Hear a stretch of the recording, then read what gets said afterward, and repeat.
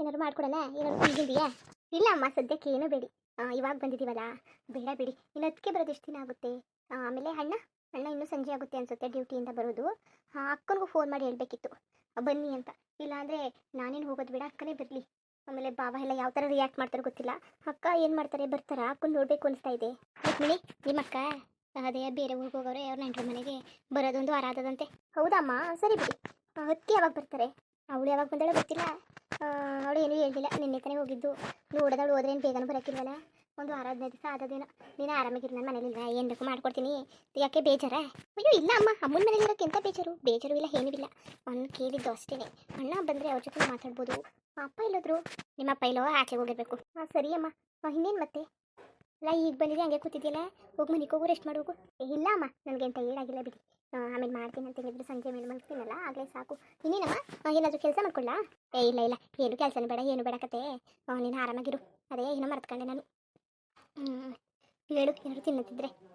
ಇಲ್ಲ ಅಮ್ಮ, ತಿನ್ನೋದಕ್ಕೆ ಆಸೆ ಆಗಿದೆ. ಆದರೆ ಇವಾಗ ಬಂದಿದ್ದೀನಲ್ಲ, ಇವತ್ತೇನು ಮಾಡೋದಕ್ಕೆ ಇಲ್ಲೇ ಇರ್ತೀನಲ್ಲ, ಇನ್ನು ಸ್ವಲ್ಪ ದಿನ, ಒಂದು 4-5 ದಿನ, ಒಂದು ವಾರ ಹಂಗಿರ್ತೀನಲ್ಲ. ಆಮೇಲೆ ಏನಾದರೂ ಮಾಡಿಸ್ಕೊಂಡು ತಿನ್ನೋಣ. ಸುಮ್ಮನೆ ಇವಾಗ ನಿಮಗೂ ತೊಂದರೆ ಏನು ಬೇಡ ಬಿಡಿ ಅಮ್ಮ, ಏನು ಟೆನ್ಷನ್ ತಗೋಬೇಡಿ. ಸರಿ, ಸಂಜೆಗೆ ಏನು ಅಡುಗೆ ಮಾಡೋಣ? ಏನು ತಿಂದು? ಏನಾದರೂ ಮಾಡಿ ಅಮ್ಮ, ಏನು ಮಾಡ್ತೀರಾ ತಿಂತೀನಿ. ತರಕಾರಿ ಸಾಂಬಾರು ಮಾಡೋಣ. ತರಕಾರಿ ಸಾಂಬಾರು ಮಾಡಿಬಿಟ್ಟು ಸಂಜೆಗೆ ಅನ್ನ ಮಾಡೋಣ. ಸಾಕು, ಅಷ್ಟೇ ಮಾಡಿ ಅಮ್ಮ. ಅಣ್ಣನಿಗೆ ಅಪ್ಪನಿಗೆ ಏನಾದ್ರು ಚಪಾತಿ ಏನಾದರೂ ಬೇಕಾ? ಇಲ್ಲ ಬೇಡ ಬಿಡು, ನಿನಗೆ ಬೇಕಾದ್ರೆ ಮಾಡ್ಕೊಡ್ತೀನಿ. ಇಲ್ಲ ಇಲ್ಲ, ನನಗೇನು ಬೇಡಿ, ನೀವೇನು ಮಾಡ್ಕೊಡ್ತೀರಾ ಅದನ್ನ ತಿನ್ಕೋತೀನಿ. ನಿನ್ನ ಗಂಡನು ಕರೆಯುವೆ, ಕರೆದ್ರೆ ಇನ್ನೊಂದು ಸ್ವಲ್ಪ ಬರ್ತೀನಿ ಅಂದ್ರಲ್ಲ. ಅಲ್ಲ, ಬೇಜಾರು ಮಾಡ್ಕೊಬಿಟ್ರೆ ಓಸಲಿ ಗಲಾಟೆ ಮಾಡಿದ್ವಲ್ಲ ಅದಕ್ಕೆ. ಇಲ್ಲ ಮಾವೇನು ಬೇಜಾರು ಮಾಡ್ಕೊಂಡಿಲ್ಲ, ಅಲ್ಲಿ ಕೆಲಸ ಇದೆ. ಏನೋ ಅಲ್ಲಿ ಕರೆಂಟ್ ಸಪ್ಲೈ ಆಗ್ತಾ ಇಲ್ವಂತೆ, ಅದಕ್ಕೆ ರೆಡಿ ಮಾಡಿಸ್ಬಿಟ್ಟು ಇನ್ನೊಂದು ದಿನ ಬರ್ತೀನಿ ಅಂತ ಇದ್ದಾರೆ. ಅವ್ರೇನಾಗೇನು ಬೇಜಾರು ಮಾಡ್ಕೊಂಡಿದ್ದಿಲ್ಲ ಬಿಡಮ್ಮ, ಅವ್ರು ಅರ್ಥ ಮಾಡ್ಕೊತಾರೆ, ಬೇರೆಯವ್ರ ಥರ ಏನಲ್ಲ. ಸರಿ, ನೀನು ಬೇಜಾರು ಮಾಡ್ಕೊಳಕ್ಕೆ ಹೋಗ್ಬೇಡ. ಏನೋ ಆಗ್ತಲ್ಲ, ಹಂಗೆ ಬೋದ್ಬಿಟ್ಟೆ ತಲೆಗೆ ಕೆಡಿಸ್ಕೊಬೇಡ ನೀನು. ಇಲ್ಲ ಬಿಡಿ ಅಮ್ಮ, ನಾನು ಯಾಕೆ ತಲೆ ಕೆಡಿಸ್ಕೊಳ್ಳಿ? ನೀವು ತಪ್ಪಿರೋದಕ್ಕೆ ಅಲ್ವಾ ಬೋದಿದ್ದು, ನನಗೆ ಬೇಜಾರಾಯಿತು. ನಿಮಗೆಲ್ಲ ಇಷ್ಟು ಹರ್ಟ್ ಮಾಡಿಬಿಟ್ನಲ್ಲ ಅಂತ. ಇನ್ನೇನು ಮಾಡಲಿ, ಆಗದ್ದಾಗೋಯ್ತು. ಕ್ಷಮೆ ಕೇಳೋಣ ಅನ್ಕೊ ಬಂದೆ, ಬಟ್ ನೀವು ಅಕ್ಸೆಪ್ಟ್ ಮಾಡಲಿಲ್ಲ. ಪರವಾಗಿಲ್ಲ ಬಿಡಿ, ಇವಾಗ ಬಂದ್ರಲ್ಲ, ನಮ್ಗೆ ಇವಾಗಲೇ ತುಂಬ ಖುಷಿ ಆಯಿತು, ಇವಾಗಲಾದರೂ ಬಂದ್ರಲ್ಲ ಅಂತ. ಬಿಡಿ ಅಮ್ಮ, ಇನ್ನೇನು ಮಾಡೋಕ್ಕಾಗೋದಿಲ್ಲ ಬಿಡಿ.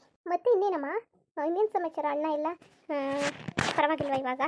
ಸ್ವಲ್ಪ ಸಾಲ ಎಲ್ಲ ಮಾಡ್ಕೊಂಡಿದ್ದಲ್ಲ ಮನೆ ಕಟ್ಟೋದಕ್ಕೆ, ಎಲ್ಲನೂ ಕ್ಲಿಯರ್ ಮಾಡ್ಕೊಂಡ್ರಾ? ರುಕ್ಮಿಣಿ ಒಂದು LIC ಮಾಡಿಸಿದ್ವಲ್ಲ, ದುಡ್ಡು ಬತ್ತು, ಅದರಿಂದ ಸಾಲ ಎಲ್ಲ ತೀರಿಸ್ಬಿಟ್ಟು. LIC ದುಡ್ಡು ಅದಕ್ಕೆ ಸ್ಯಾಂಕ್ಷನ್ ಮಾಡ್ಕೊಂಡ್ರಾ? ಹಾಗಿದ್ರೆ ಸಾಲ ಎಲ್ಲ ಇಲ್ಲ ಅನ್ಸುತ್ತೆ, ಫುಲ್ ಕ್ಲಿಯರ್ ಮಾಡ್ಕೊಂಡ್ರಿ ಅನ್ಸುತ್ತೆ. ಸಾಲ ಏನೂ ಇಲ್ಲ ಸದ್ಯಕ್ಕೆ. ಸುಮ್ಮನೆ ಯಾಕೆ ನಿಮ್ಮ ಅಣ್ಣನ ಮೇಲೆಲ್ಲ ಒರೆಸೋದು? LIC ದುಡ್ಡು ಬತ್ತಲ್ಲ, ಮನೆಗೆ ಇದು ಮಾಡಿಬಿಟ್ಟು ಸಾಲ ತೀರಿಸ್ಬಿಟ್ಟು. ಈಗ ನಿಮ್ಮ ಅಣ್ಣನ ದುಡ್ಕೊಂಡು ಹೆಡ್ತಿ ಮಕ್ಕಳು ಸಾಕ ಹೋಯ್ತಾನೆ. ಈಗ ಏನೂ ಕೇಳ್ತಿಲ್ಲ. ಅದೇ ಕೊಡು, ಇದನ್ನೇ ಕೊಡು ಅಂತೇನು ಕೇಳ್ತಿಲ್ಲ. ಅವನು ಹೆಡ್ತಿ ಮಕ್ಕಳು ಹೆಚ್ಚಲ್ವಾ, ಜೀವನ ಮಾಡ್ಕೊಂಡು ಹೋಗ್ಲಿ, ಏನು ಸಾಮಂತಾನೆ. ಆದರೆ ಮಾಡ್ಕೊಡ್ತೀನಿ, ಆಗಲಿಲ್ಲ ಅಂದರೆ ನಿಮ್ಮ ಅದಕ್ಕೆ ಕೆಲಸ ಮಾಡ್ಕೊತಾನೆ, ಮನೆ ಕೆಲಸವ, ಅದೇನು ತೊಂದರೆ ಇಲ್ಲ. ಆದರೆ ಮಾಡ್ತೀನಿ, ಆಗಿಲ್ಲ ಅಂದರೆ ಆರಾಮಾಗಿರ್ತೀನಿ, ಯಾವುದಕ್ಕೂ ತಲೆ ಕೆಡಿಸ್ಕೊಂಡಿಲ್ಲ ಈಗಂತೂ. ನಿಮ್ಮ ಅಪ್ಪನೂ ಸ್ವಲ್ಪ ಪಿಂಚಣಿ ದುಡ್ಡು ಬರ್ತದೆ, ಹೆಂಗೋ ಜೀವನ ಆಯ್ತದೆ. ನಿಮ್ಮ ಅಪ್ಪನೂ ಒಂದೊಂದು ಅದು ಇದು ತರ್ತಾರೆ. ಇನ್ನೇನು ಸಾಕಲ್ವಾ? ನಿಮ್ಮ ಅಣ್ಣ ಮನೆ ಸಾಮಾನ್ಯವರು ತಗೊಂಡು ಅವ್ರ ಜೀವನವನ್ನು ಮಾಡ್ಕೊತಾನೆ. ಅವನು ಏನೇನೋ EMI ಅದೆಲ್ಲ ತಗೊಬಿಡ್ತಾನೆ. ಏನೋ ಕಾರ್ ತಗೊಂಡಂತ ಇವಾಗ ಹೊಸ್ತಾ. ಹೌದಾ, ಅಣ್ಣ ಹೊಸ ಕಾರ್ ತಗೊಂಡ್ರಾ? ಹಳೇದಿತ್ತಲ್ಲ ಅದು? ಇಲ್ಲ ಹಳೆ ಕಾರ ಬೇಡ ಅಂದ್ಬಿಟ್ಟು ಅದ ಕೊಟ್ಬಿಟ್ಟು ಹೊಸ ಕಾರ್ ತಗೋತು. ತುಂಬ ಹಳೇದಾಗೋಗಿತ್ತಲ್ಲ, ಅದಕ್ಕೆ ಅದನ್ನು ನಾವು EMI ಕಟ್ಕೊಬೈತಾವನೆ. ಅವನು LIC ಅದು ಇದು ಅದೆಲ್ಲ ಮಾಡ್ಕೊಂಡವನೆ. ಅವನಿಗೂ ಕಷ್ಟ ಅಲ್ವಾ, ಗೌರ್ಮೆಂಟ್ ಕೆಲಸ ಪಡಿಬೇಕು ಅಂದ್ಬಿಟ್ಟು ಭಾರಿ ಕಷ್ಟಪಟ್ಟ. ಗೌರ್ಮೆಂಟ್ ಕೆಲಸ ಸಿಗಲಿಲ್ಲ, ಅದಕ್ಕೆ ಯಾವುದೋ ಒಂದು ಕಂಪ್ನಿಗೆ ಹೋಯ್ತಾನೆ. ನಾನು ಹೇಳಿದೆ ಅಮ್ಮ ಅವಾಗಲೇ ಅಣ್ಣನಿಗೆ, ಸುಮ್ಮನೆ ನೀವು ಗೌರ್ಮೆಂಟ್ ಕೆಲಸ ಅಂತ ಕಾಯ್ಕೊ ಕೂತ್ಕೋಬೇಡಿ, ಯಾವುದಾದ್ರೂ ಕಂಪ್ನಿಗೆ ಹೋಗಿ ಜಾಯ್ನ್ ಆಗಿ, ಬರ್ತಾ ಸ್ಯಾಲ್ರಿ ಇನ್ಕ್ರೀಸ್ ಆಗುತ್ತೆ ಅಂತ. ಅಣ್ಣ ಕೇಳಲಿಲ್ಲ. ಹೆಂಗಾದ್ರೂ ಮಾಡಿ ತಗೊತೀನಿ ಅಂತ ಕೂತ್ಕೊಂಡ್ರು. ಇವಾಗ ಹೆಂಗಿದ್ರು ಪ್ರೈವೇಟ್ಗೆ ಹೋಗೋದು ತಪ್ಪೋಯ್ತಾ? ಮೊದಲೇ ಆರಾಮಾಗಿ ಹೋಗಿದ್ರೆ ಇನ್ನೊಂದಷ್ಟು ದುಡ್ಡು ಸಂಪಾದನೆ ಮಾಡ್ಕೊಬೋದಾಗಿತ್ತು. ಬಿಡಿ, ಇವಾಗ ಹಿಂಗೆ ಸ್ಯಾಲ್ರಿ ಎಲ್ಲ ಹೆಂಗೆ ಕೊಡ್ತಾ ಇದ್ದಾರಂತೆ? ಪರವಾಗಿಲ್ಲ ಕಣ್ ರುಕ್ಮಿಣಿ, ಒಂದು 50,000-20,000 ಸಿಕ್ಕದಂತೆ. ಮನೆ ಸಾಮಾನು ಅದೆಲ್ಲ ಖರ್ಚಾಗಿ ಇನ್ನೆಷ್ಟು ಸಿಕ್ಕೋದು ನಾನು ಕೇಳಲ್ಲ. ಹಬ್ಬಗೆ ಬಂದರೆ ಅವನೇ ಬಟ್ಟೆ ಎಲ್ಲ ತಗೊಡ್ತಾನೆ, ಏನೂ ತೊಂದರೆ ಇಲ್ಲ. ಇನ್ನೇನು ಎಲ್ಲ ಅವನೇ ತಂದ್ಕೊಟ್ಮೇಲೆ ನಾವೇನಕ್ಕೆ ಲೆಕ್ಕ ಎಲ್ಲ ಕೇಳೋದು? ನಾವು ಇಷ್ಟ ಬಂದಾಗ ಮಾಡ್ಕೊಳ್ಳಿ ಅಂದ್ಬಿಟ್ಟು ನಾವು ಬಿಟ್ಬಿಟ್ಟಿವಿ. ಹೊತ್ತಿಗೆ ಹೇಗೆ? ಅವಳು ನಾರ್ಮಲಲ್ವ ಆಗಿದ್ದವ, ಅವಳದೇನು ಅವಳು ಇಷ್ಟು ಬೇಕಷ್ಟು ಮಾತಾಡ್ಕೊತಾಳೆ, ಕೆಲಸ ಮಾಡ್ತಾಳೆ. ಆದರೆ ಇಲ್ಲಾಂದರೆ ಅದೇ ಮಾಡ್ಕೊಳ್ಳಿ ಅಂತ ಹೇಳ್ತಾಳೆ. ಇನ್ನೇನೂ ಇಲ್ಲ. ಸೊಸೆ ಹೆಂಗಿದ್ರು ಹಂಗೆ ಅಲ್ವಾ, ಸುಮ್ಮನೆ ಜಗಳ ಆಡಿದ್ರೆ ಮನೆ ಜಗಳ ಅಂದ್ಬಿಟ್ಟು ಸುಮ್ಮನೆ ಆಗಿದ್ದೀನಿ ಅಷ್ಟೇ. ಬಿಡಿ ಅಮ್ಮ, ಅವ್ರ ಜೊತೆಗೆ ನೀವು ಆಟ ಏನಾದರೂ ಸಾಧಿಸೋಕೆ ಹೋಗ್ಬೇಡಿ. ಯಾಕೆ?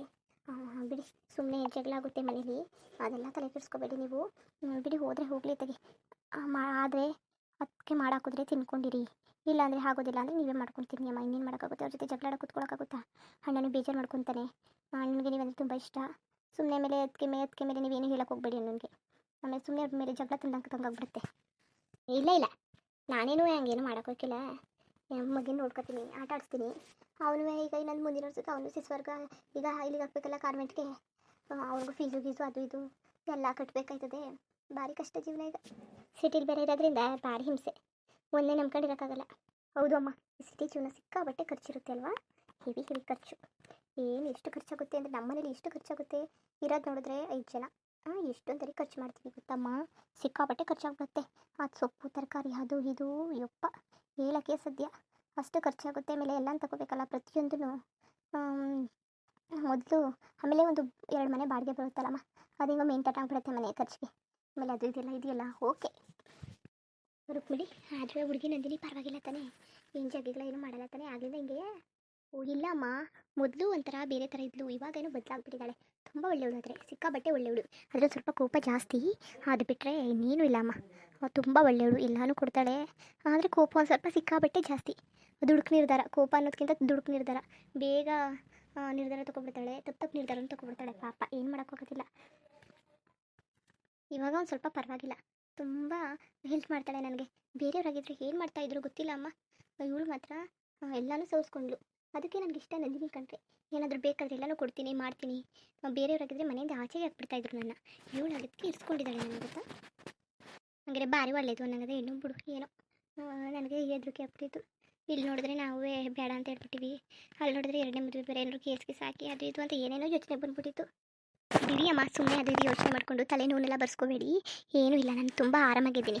ನೀವು ಒಂದು ಸ್ವಲ್ಪ ದಿನ ಹಿರಿ ಅಂದರೆ ನೀವು ಬಂದೇ ಬಿಟ್ರಲ್ಲ, ನನ್ನ ಬಗ್ಗೆ ಅಂತ ನೀವು ತಲೆ ಕೆಡಿಸ್ಕೊಳ್ಳೋಕ್ಕೆ ಹೋಗಬೇಡಿ.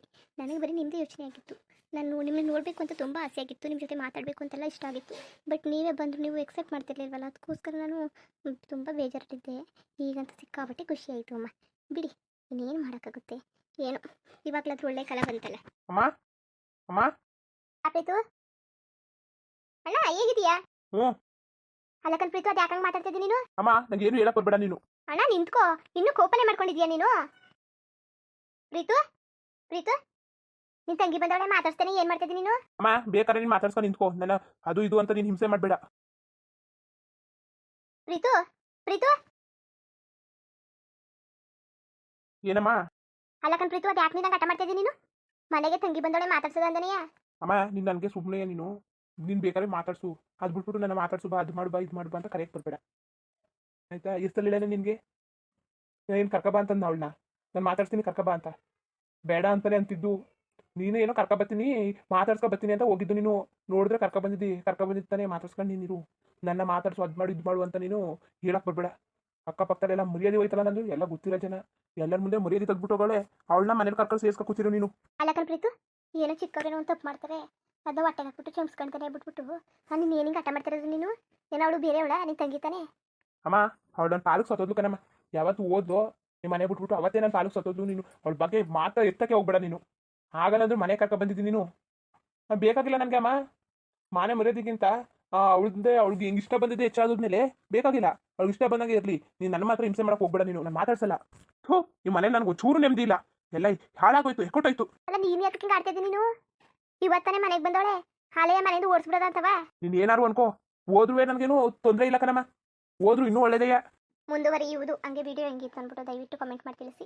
ಇನ್ನು ನಮ್ಮ ಚಾನಲ್ಗೆ ಸಬ್ಸ್ಕ್ರೈಬ್ ಮಾಡ್ಕೊಂಡಿಲ್ಲ, ದಯವಿಟ್ಟು ಸಬ್ಸ್ಕ್ರೈಬ್ ಮಾಡ್ಕೊಂಡು ನೋಡಿ. ಹಂಗೆ ಲೈಕ್ ಸಪೋರ್ಟ್ ಮಾಡಿ. ಎಲ್ಲರಿಗೂ ಧನ್ಯವಾದಗಳು, ನಮಸ್ಕಾರ. ಇಷ್ಟ ಆದರೆ ಲೈಕ್ ಕೊಟ್ಬಿಡಿ. ಬರುತ್ತೆ ಮತ್ತೆ.